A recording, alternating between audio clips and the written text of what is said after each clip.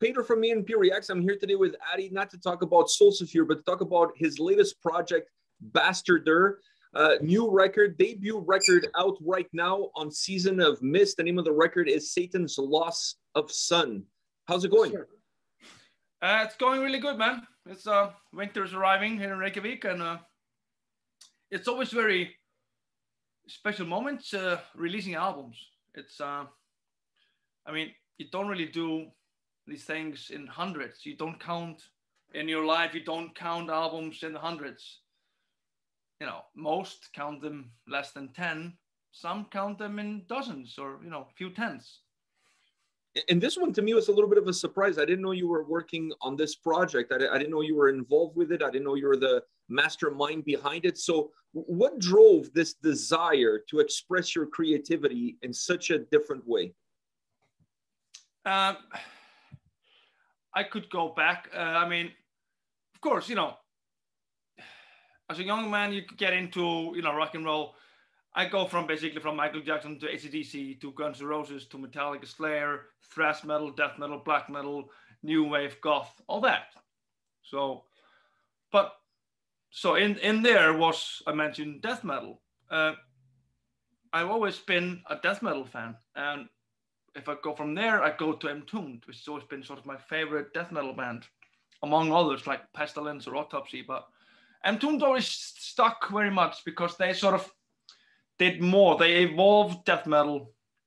Sort of, I used to be a drummer in a band playing music like Wolverine Blues by Entombed, sort of rock and roll death metal. But they also touched on a little bit of crust, sort of deep beat death metal.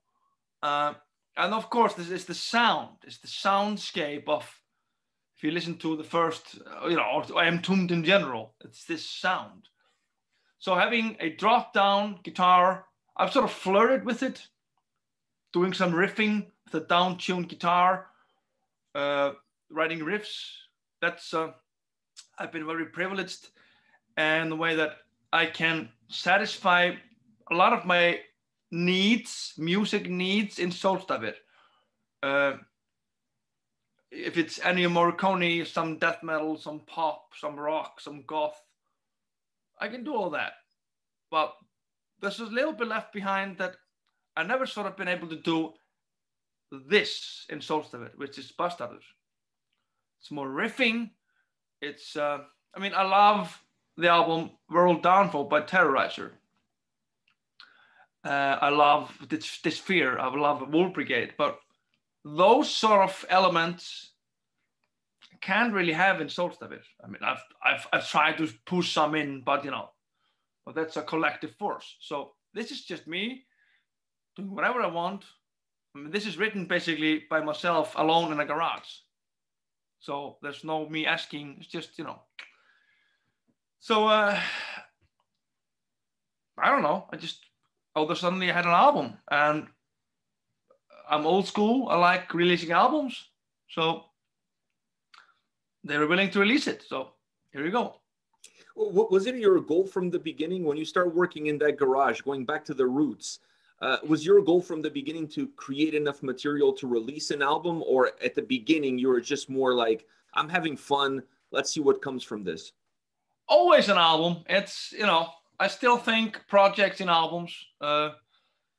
It's very, I don't know if it's old school or something, but if I do a project, I mean, I was in a punk band in 2004 playing drums. We did an album. I've been in other side projects. We do albums. So, you know, I don't know, it's something. I think it's a little bit of old school way of thinking, but this was always meant to be an album. And I'm already thinking about the next one already. So this is not going to be a one-time deal? No, this is going to be an ongoing. Ongoing, wow. Did the pandemic help push this project a little bit more forward? Because you know, not able to tour, not able to play in shows, did that give you the extra time that you needed to work on it? Not really. I mean, so COVID starts beginning of 2020, right? So this album was supposed to come out, I think, in March 2020. So it was almost done by March 2020. There was no COVID then. I mean, sort of started in February. Yeah. So, and then it became, we had to delay it a little bit because, you know, things changed. And we were doing the Soulstar album as well. So they came too close to each other. So one had to wait. So we shelved the Bastarður album in order for having Soulstar, you know, that it's a bigger ship. So we let Soulstar take its time. And we shelved the Bastarður album. So I wouldn't say it helped. It's sort of more sort of, but maybe it's more right of a time now. I don't know. What do you feel it's the most refreshing aspect of the music that you recorded on this album? Refreshing aspect? Yeah, like what do you feel like it rejuvenizes you? It gives you this sense of youthfulness when you create an album like this? It's basically, I mean, do you play guitar? Not really. Not really. So it's, I think for anyone who plays guitar and has played guitar and taking a guitar, tuning it down to B. I mean, kids today don't think it's heavy. They're playing down to, you know, A or something. But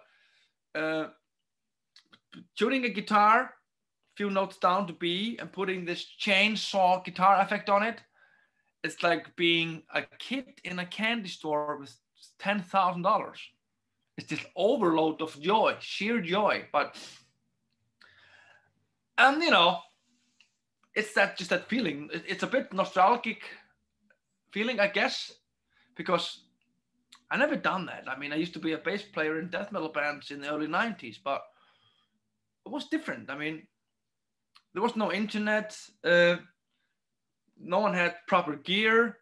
We didn't make albums like Entombed in Sunlight Studios. You know, when I was in death metal bands in the early 90s, I didn't come out of that era with a couple of Left on Path or clandestine albums. No, but 20 something years later, at the age of 43, I'm reliving something that I would have loved to do when I was 15. Because this album sounds like killer. So it sounds exactly what I envisioned it to sound like.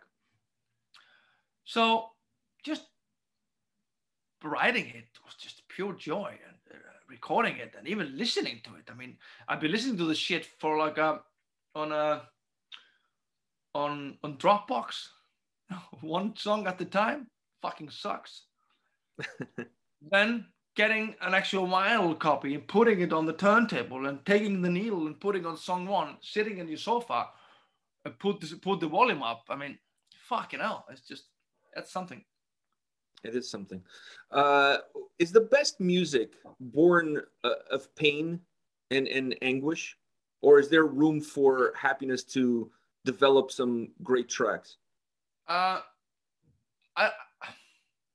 Every time I've sort of been in bad periods in my life, people say, well, use it to write music. I can't, because if I feel bad, I just shut down. It's like,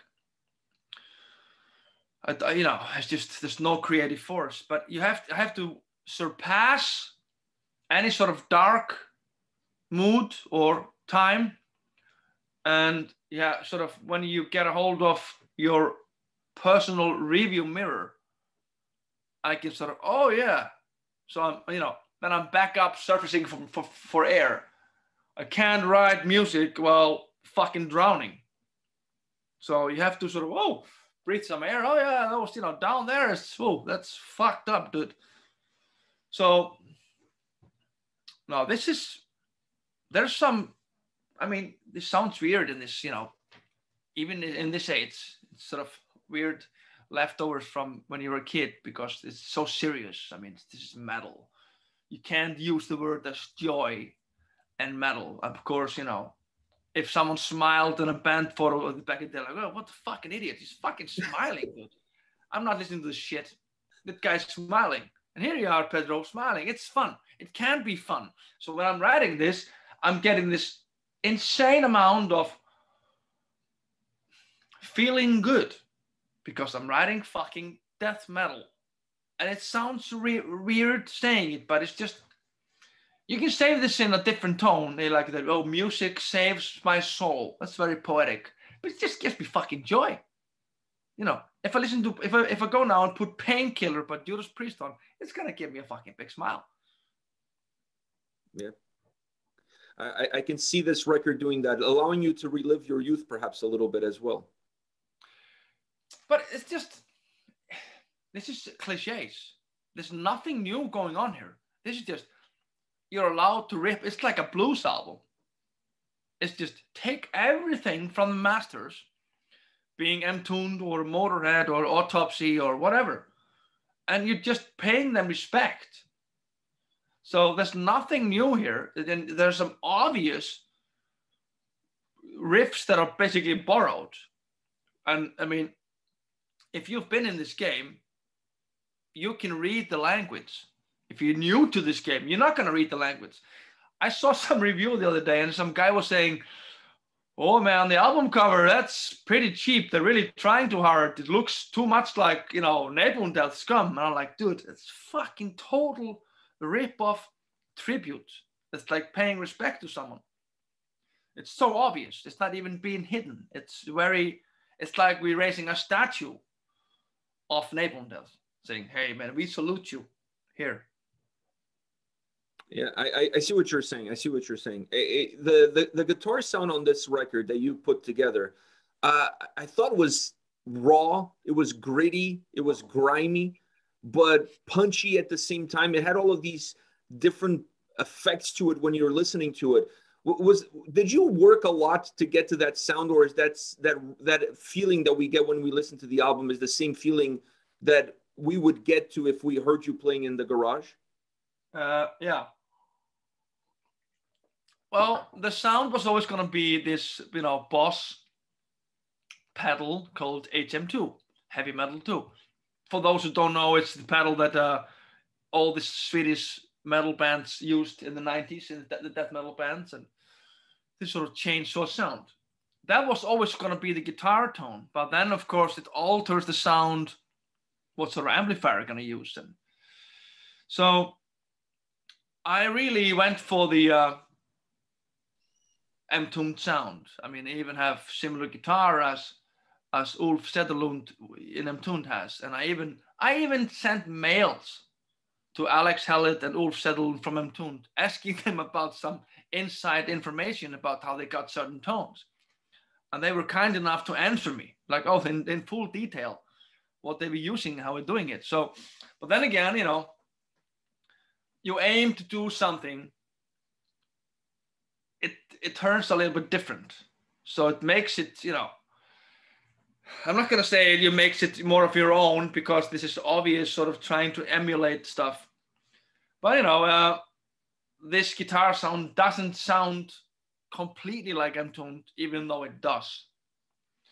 I drove this basically, you know, for tech nerds. This is just an HM2 Boss HM2 pedal into a Mesa Boogie head. When M-tuned and all those guys would probably use some old Marshalls or even some old PVs back in the studio back then. But, you know, it was different. They were exploring in the early 90s how to get this certain sound. I'm just going on YouTube and say how to do it, and I just did it. Outside of the emails that you sent to them, did you seek any other assistance when you're putting this whole thing together? Like, did you need a sounding board, somebody to come in and for you to exchange ideas with, or no? I mean, I just set up a small studio in my dad's garage, and I mean the computer, the 2010 model of MacBook Pro that I'm using right now, it's the same computer that I recorded the album on. So I just set up a small studio in my dad's garage with my old computer, guitar, amp, pedal, speakers. I'm a sound engineer myself, so I can do certain stuff. So I did the album, I demoed the album in the garage with computer drums, and then I sent them away to the drummer. Basically did most of it in the garage. And, you know, then of course I went to a different studio thinking I would do the guitars more properly and pro, and it didn't sound better. They sounded worse, if anything. So I was getting pretty much killer sound by myself in the garage. So, it's hundreds of hours. I mean, if you put in enough hours into stuff, you're going to get good results. I put hundreds of hours alone in the garage on this album. That's why it sounds good. I'm really pleased with the sound on this album. Did you think about doing the drums yourself? No, I mean, no, I mean, I could have with some more practice, but it's more fun having, I mean, let's face it, Bicky the drummer is 100 times better drummer than I am. He's a proper drummer. I'm not. I used to be some I always said I'm a closet drummer. I'm a drummer, but I'm not really a drummer. No, that never came to the that idea never came up. No.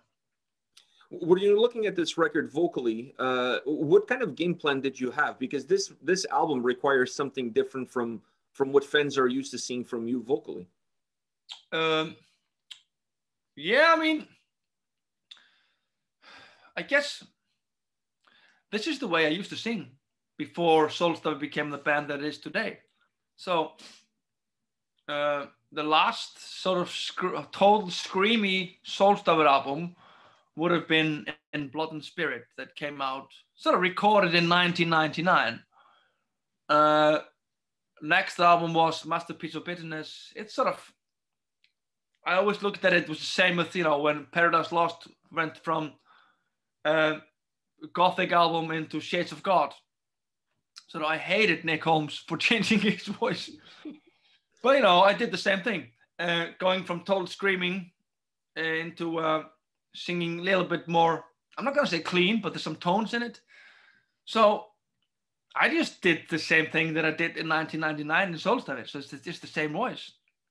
So you went back to, you felt like that approach was going to fit the sound that you wanted for this. Yeah, record. Always. I mean, but sort of maybe a little bit more entombed. I mean, sort of Lars Göran Petrov style, but I can't really go down. I have a very narrow vocal range.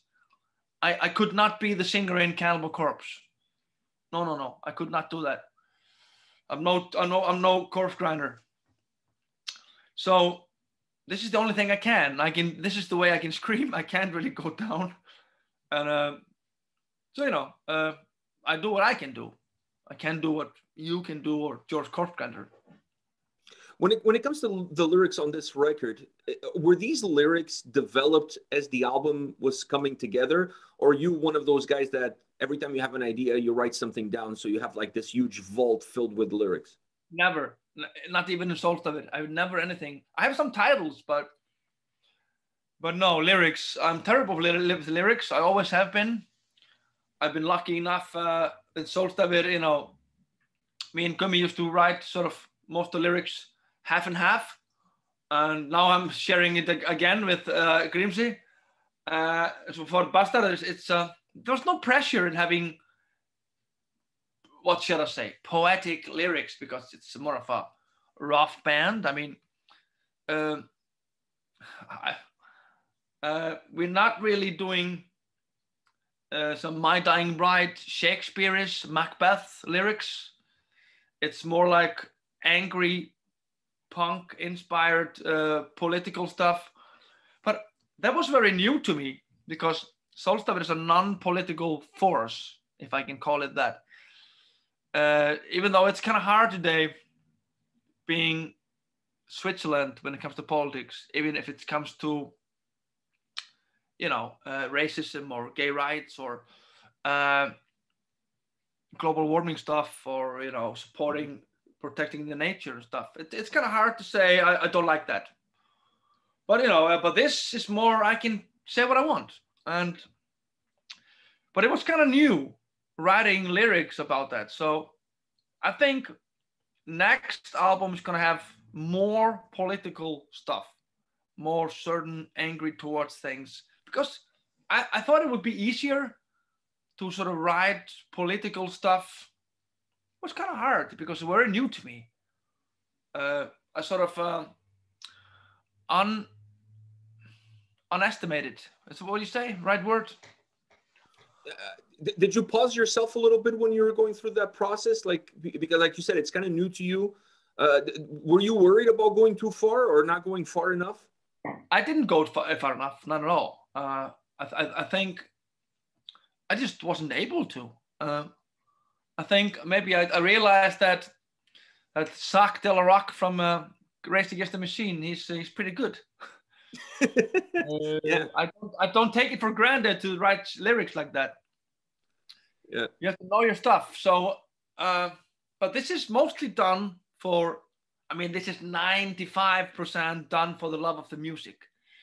I'm not some political warrior throwing a drum beat under some lyrics. Let's face it. But this is a new platform for me to stand on, having some voice that I can yell about U.S. presidents or the Ottoman Empire or Adolf Hitler or the Danish Empire, you know, whatever. But I couldn't do that to Solstavit. So now I have sort of get out of jail free card. I can do whatever I want. It's kind of weird. Yeah. Are you concerned of how fans can cross contaminate Yeah, I thought about that. And I thought about it. It's kind of, you know, because it's funny that, you know, for example, Metallica. Kirk was a really vocal fuck Donald Trump stuff. Kirk Hammett. James never did. James doesn't talk about politics. He knows that, you know, some NRA guys would sort of leave or say fuck James if he would be sort of, you know, going left.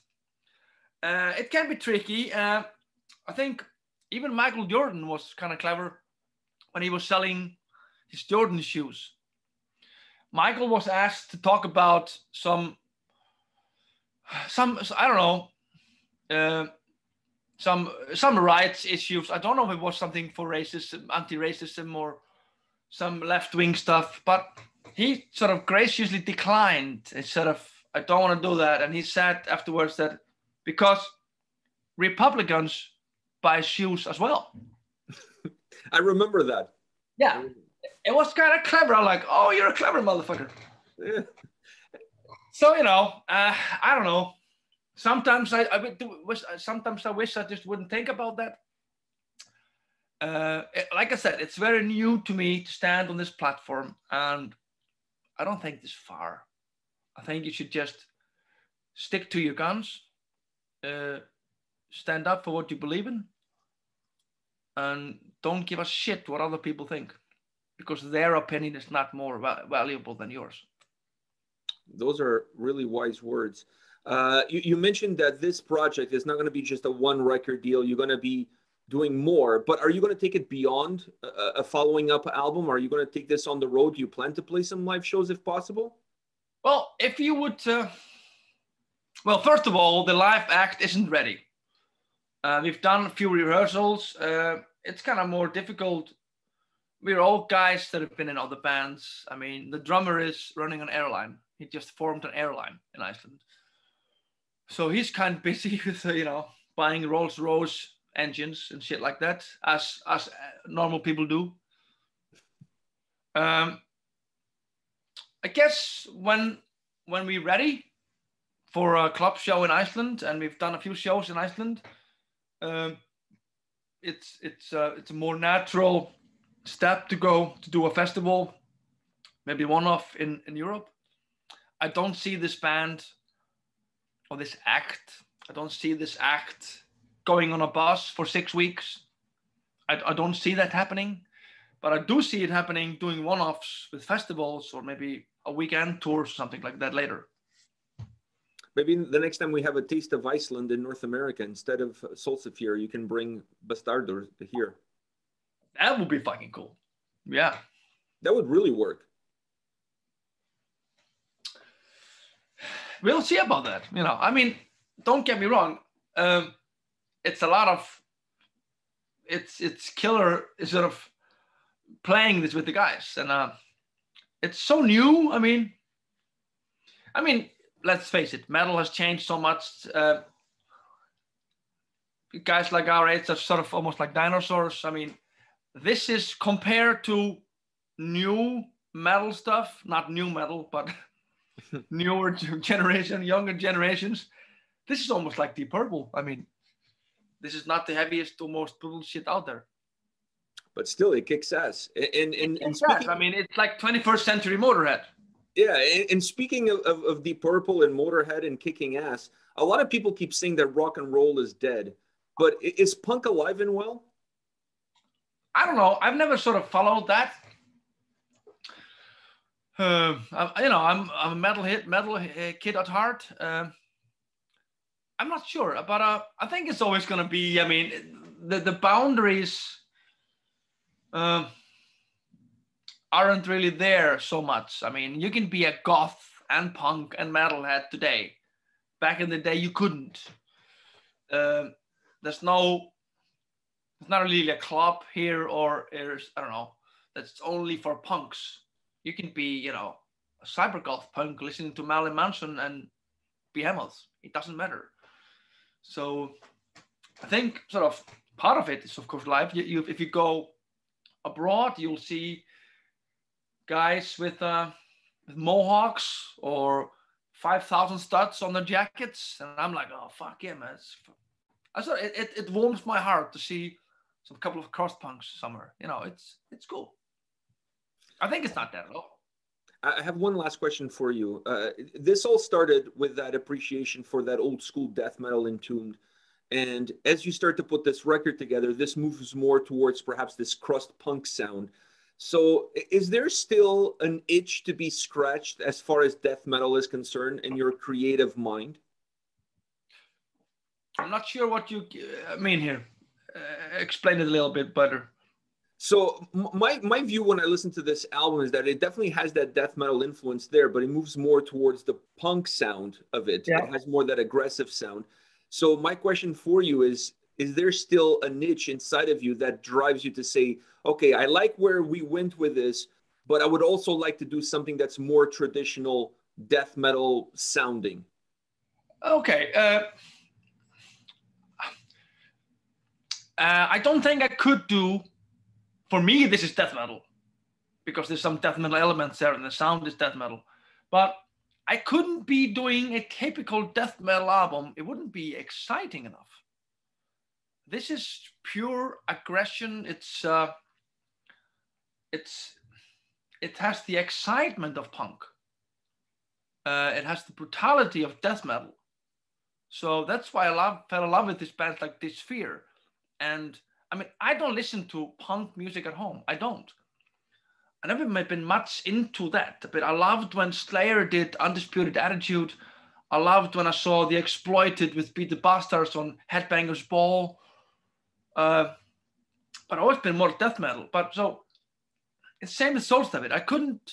We sort of made one political decision. We're not going to be a Viking metal band because we thought that's too typical. We don't want that. We don't want to be narrowed down being a black metal band, being a Viking metal band. It's just, we don't want that. And I had this romantic idea of doing a death metal side project, but very soon I figured out, not exciting enough. It has to be something else. Just, it wouldn't satisfy me enough only playing death metal. I'm not going to say the word boring because I have so many favorite albums that I would just say it's just death metal. If it's, Altars of Madness or Mental Funeral, I mean, those are just death metal albums that are full of excitement. But when is the last, albums like Death Breath, Stinking Up the Night, which of course Nicky Anderson of M-Tune did. That's the last sort of death metal album that excited me. I haven't heard a death metal album, a classic death metal album for many years that I was really excited about. But that's not saying it isn't out there. It's just my ears are different than they were when I was 14. But every once in a while, like the Death Breath album, Stinging Up the Night, I thought, oh, fucking hell, I wish I did this album. You're a creative mind, and you, from what I take, is you don't like to put boundaries on that creativity. No, it's death. It's stagnation. It's death. Don't put, you know, you can only do today or for the rest of life, you're only going to dress up in green. Fuck that. Yeah, this album is definitely a little bit of that. There's definitely no boundaries in terms of the sound, in terms of what you get. I really enjoyed the album. I was caught by surprise. I didn't know this was your project until Katie from Season of Mist sent me a message for us to have this chat, because it completely flew under my radar, and I was like, wow, this is really fresh, and it's really different, really interesting. So congratulations on it. Thank you. I mean, it's funny because I just got the news yesterday that someone pointed out that a friend of mine pointed out that Metal Archives, which is a great webpage, I really enjoy Metal Archives, they refused this album because it said it's not metal enough. Really? Yeah. So, which I think is kind of funny, because to me, this is like a total 90s death metal tribute with some punk elements on it, which is sort of, I would get it if it was a punk album with death metal elements, but it's completely the vice versa. So, I mean, maybe I'm offside on this one, but even for me listening to it, I saw a lot of early Napalm Death in there, so their albums are up on Metal Encyclopedia. Yeah, it's funny. It's funny, but you know, when you say it's fresh, I take that as a great compliment, because it has to be fresh to be exciting. I mean, I had this debate when people were asking me, "What do you think about bands like Korn adding DJs to stuff?" I'm like, well, I kind of hate this shit, nu metal stuff, but then again, I do like it because there has to be some progress, some new thing. Otherwise, everybody will just still be listening to Smoke on the Water. Yeah, yeah. I mean, someone has to step up the game, making something new. If a kid discovers Korn, fine. He might go, or most likely, he'll go look around. Oh, this Deicide. Oh, there's Morbid Angel. So we have to get them, you know, get them with metal. Yeah, I think you have to create those gateways to some heavier stuff. Exactly. Everybody's got to start somewhere. For me, the thing that took me from this record that I really enjoy is this almost like unfiltered nature that it had, and that was what I connected with. It felt like it was coming right from the heart, right from the sleeve. It didn't feel overly put together, like fabricated, perhaps is the best word. It was very organic, and that's what I really enjoy. And it's like 35 minutes or so. You press play and it's gone. 29.